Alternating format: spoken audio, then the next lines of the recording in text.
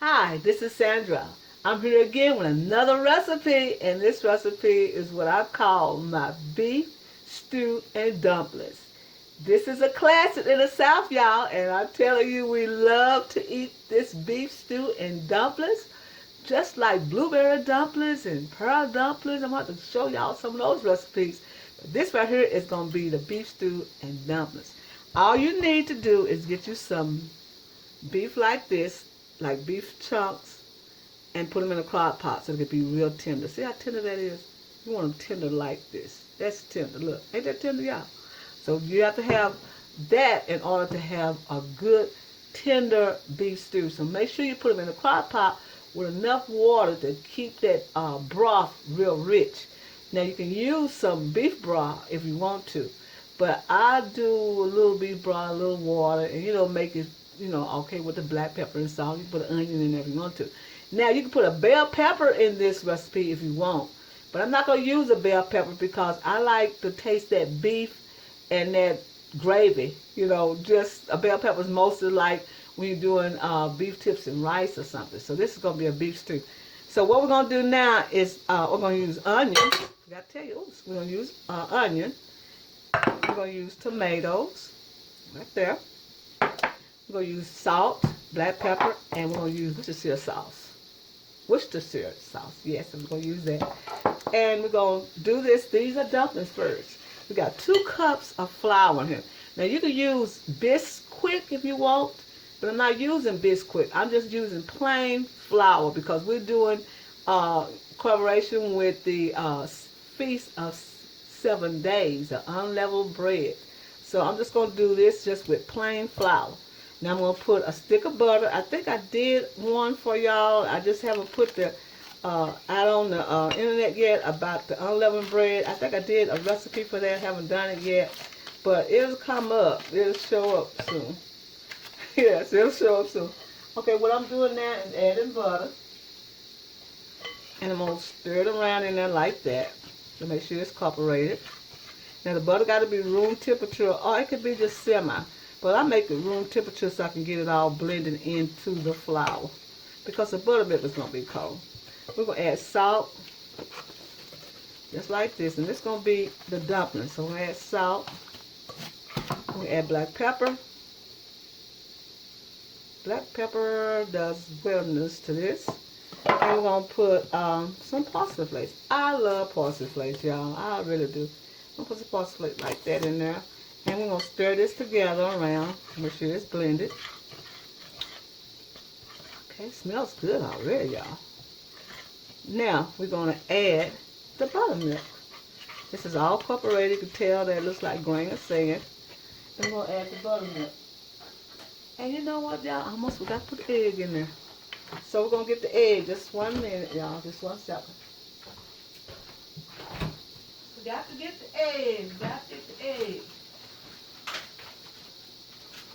Okay, we're going to beat the egg. And we're going to beat the egg up. Okay, we're going to beat the egg up. Just like that. We're going to beat the egg up and we're going to add the egg in there. Now this is the dumplings now.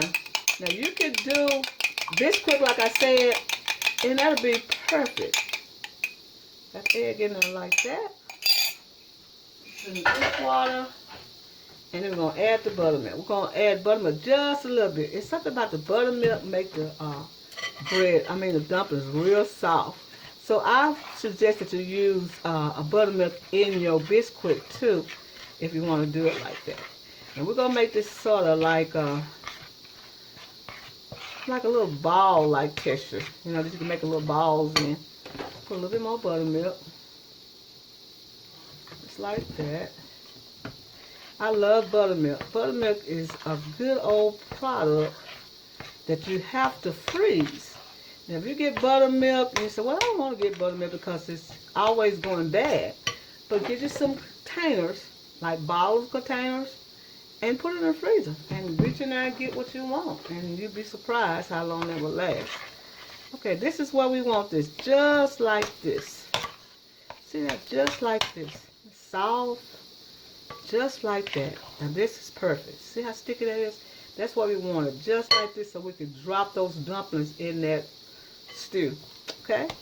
So we put this aside. Now what we're going to need to do, we're going to need to get some roux. Now I'll show you how to do a roux. Yes, I have. Now this is a roux right here. This is a roux to make that gravy in those stews. Now I want it that color because the stew is that color. So that's what I want in that. So we got all this ready. So what I'm going to do is add the onions to this roux. We're going to add the onions to the roux, just like that. Now you can put any vegetable that you want in your dish. I always tell you that. Any vegetable you want, you can put in your dish. And we're going to cook these for about maybe 5 minutes and get that onion taste into the roux. And then we're going to add it to the broth. I'm going to get in the mirror. I keep saying mirror, y'all. Excuse me. I'm going to get in the camera. Okay. I'm going to get this all done like this. I want to give a shout out to Pretty Princess Lisa. She changed her name to I don't know what it is. But okay, something happened.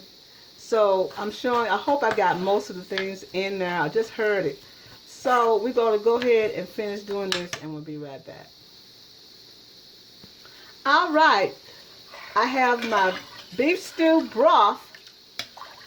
Now that's a big, good looking broth, y'all. Look at that. That's a good looking broth. And then I'm going to add the roux inside. Just like this. Just some of the roux in there just like that. That's so giving the thickness that we're going to need to make the roux, the gravy thick. So we're going to stir this in just like that. Then we're going to add the tomatoes. Chunky tomatoes like that. That gives them the richness as well. Now we're going to put the Worcestershire sauce in there. And I'm going to put about this spoonful in there just like that. That should be enough.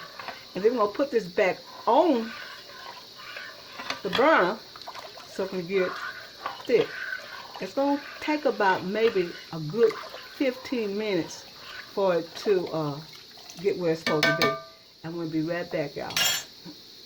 When we do that, be right back. Okay, as you see, it's a wrapping ball. That's what you want when you get ready to put your dumplings inside this pot. You want it to be a wrapping ball like this. And see, the tomatoes is giving a real color. And I put a teaspoonful of tomato paste in there to help it to get more richer. Now I'm going over here where the dumplings are. So I'm going to add a little rosemary and a little thyme to the dough. I don't want to add it to the broth because I don't want the broth to be too spicy. Herby. You know, I understand what I'm saying, too herby. That's a good word. So what I'm going to do is show you how to drop these dumplings into that boiling broth like that. I'll show you how to do that. So what you do, we're going to have to mix all this together like this. And we're going to drop those in there. Now this is going to help thicken it up. So you're going to want to make them a little bit like that. Now it depends on what size you want them in there. You're dropping them in there like that. Now it depends on what size. If you want a real big one, you can do a real big one. But if you just want them real eatable, you know, fine. So just drop them in there like that. Just like that. And then they're going to cook and come back up. And we're going to come right back and show you what it's going to look like when I finish putting the dumplings inside. Okay? I'm going to set you down because my hand is messed up. Alright. As you can see, the dumplings are getting done. Look at that. Look at that. As you can see, the dumplings are getting done. So what we're going to do now is add the meat. We're going to add the meat just like that. And we're going to let that simmer for maybe about 10 minutes. And we will have our finished product. Look at that, y'all. Ooh, don't that look good already, y'all? Oh, my goodness, we can't wait to see it. So let it simmer about 10 more minutes and we'll be ready. All All right, this is our finished results of my beef stew and dumplings. Have you ever heard of that before? Well, here it is right here, y'all. I showed you how to do it. So these are end results of the matter. They're all that tender beef and the tender dumplings.